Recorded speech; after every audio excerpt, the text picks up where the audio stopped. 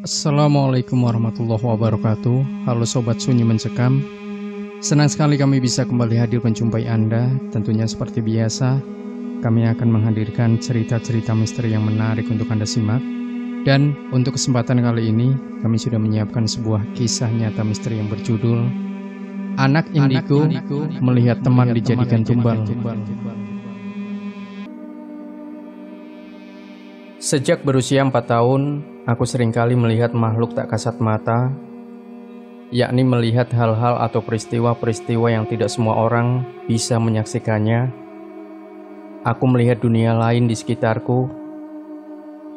Mereka dalam jumlah yang sangat banyak, ada yang berjalan pincang, ada yang merangkak, mengesot, terbang, serta bergelantungan di pohon. Bentuknya pun beraneka ragam dan warna. Ada yang bertubuh manusia berkepala hewan, ataupun sebaliknya, ada yang berwajah sangat cantik, ada pula yang wajahnya hancur berlumur darah. Mereka tidak memiliki standar tertentu. Oleh karena itu, terkadang aku merasa ketakutan jika bertemu dengan makhluk halus yang berwajah seram. Namun kedua orang tua, kakak, tidak mampu melihat apa yang aku lihat. Suatu hari, aku bermain bersama teman-teman pulang dari sekolah melewati jalan raya. Pandanganku dikejutkan dengan adanya makhluk halus berpostur tinggi dan besar duduk di depan pabrik, sembari menselonjorkan kakinya ke jalan. Aku pun segera memberitahu temanku, "Ayo, lihat, ada jin yang mau menjegal orang lewat." Ketiga temanku menoleh ke kanan dan ke kiri, ke depan dan ke belakang mencari apa yang kumaksud. Namun mereka tidak tahu. "Ih, mana sih? Gak ada kok," bantah Ayu. "Iya nih, lagian mana ada hantu di siang bolong," ujar Gilang.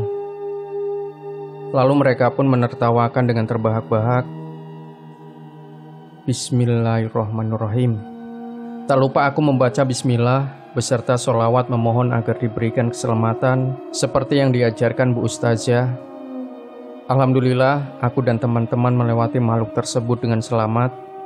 Bahkan dia meminggirkan kaki besarnya saat kami lewat. Sesudah kami lewat, dia kembali menselonjorkan kakinya ke jalan raya.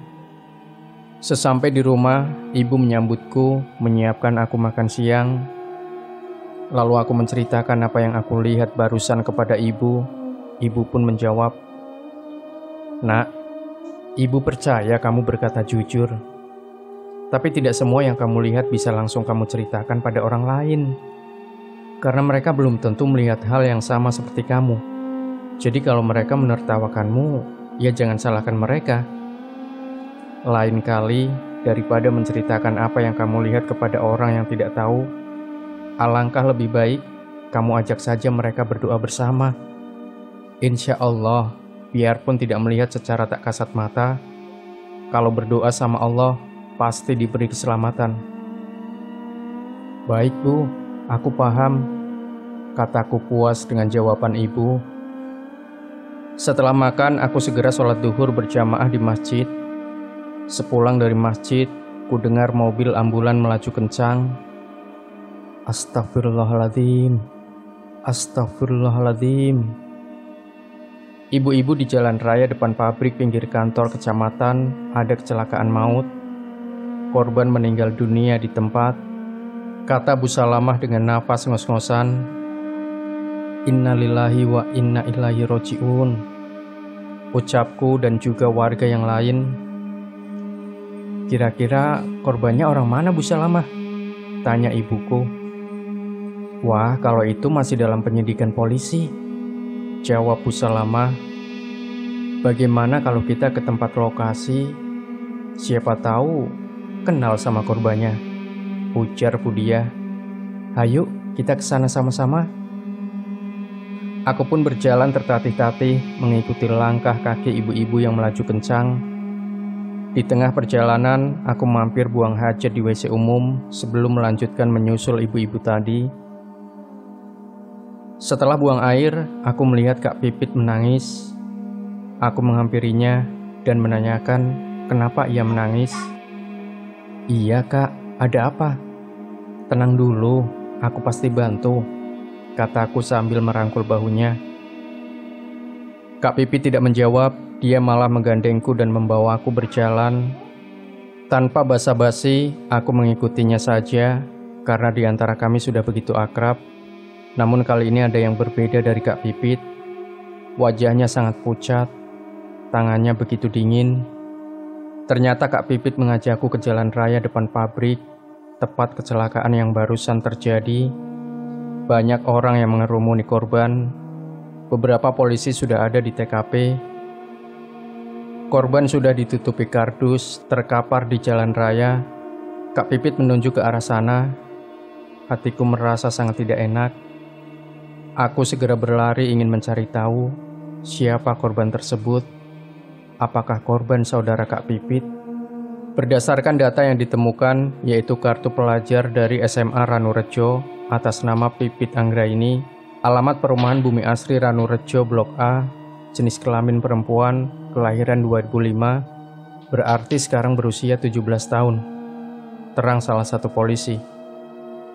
Dek, aku terkejut bukan main. Aku tahu betul identitas tersebut adalah Kak Pipit, kakak pembinaku yang barusan bertemu denganku. Tapi bagaimana mungkin Kak Pipit masih bersamaku saat aku melihat korban sudah meninggal dunia? Tanpa basa-basi, aku segera membuka kardus yang menutupi korban. Dek, Kak Pipit? Ini benar-benar fisik Kak Pipit. Seketika air mataku tumpah. Aku benar-benar tidak percaya. Lalu Pak Polisi meminta aku menepi. Jasad Kak Pipit segera diangkat ambulan untuk diotopsi. Lantas, siapakah gadis yang bersamaku tadi? Aku masih melihatnya menangis. Sedangkan makhluk halus tinggi besar yang menselonjorkan kakinya di jalan raya membawa paksa dia. Semua orang tidak ada yang tahu. Aku menyimpulkan bahwa terjadinya kecelakaan tidak terlepas dari adanya makhluk halus tersebut. Konon, kata orang-orang terdahulu, setiap tahun di depan pabrik terjadi kecelakaan yang menjadi tumbal pesugihan. Aku tidak menceritakan pengalaman ini kepada siapapun. Cukuplah aku berdoa, ya Allah, lindungilah Kak Pipit, selamatkan dia. Kulanjutkan dengan Al-Fatihah, ayat kursi dan sholawat. Tiba-tiba makhluk halus itu merasa kepanasan, tubuhnya terbakar sehingga melepaskan arwah Kak Pipit. Lalu pintu langit terbuka hingga beberapa lapis. Kulihat Kak Pipit mengucap selamat tinggal dan terbang ke langit. Lalu langit pun menutup kembali.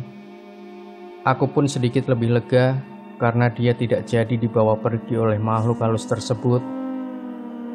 Semoga dia tenang di sisi Tuhannya. Demikian Sobat Misteri Sunyi Mencekam. Jangan lupa tinggalkan komentar Anda, like, share video ini, subscribe channel Sunyi Mencekam, dan kembali nantikan cerita-cerita misteri terbaru dari kami setiap harinya. Sampai jumpa. Wassalamualaikum warahmatullahi wabarakatuh.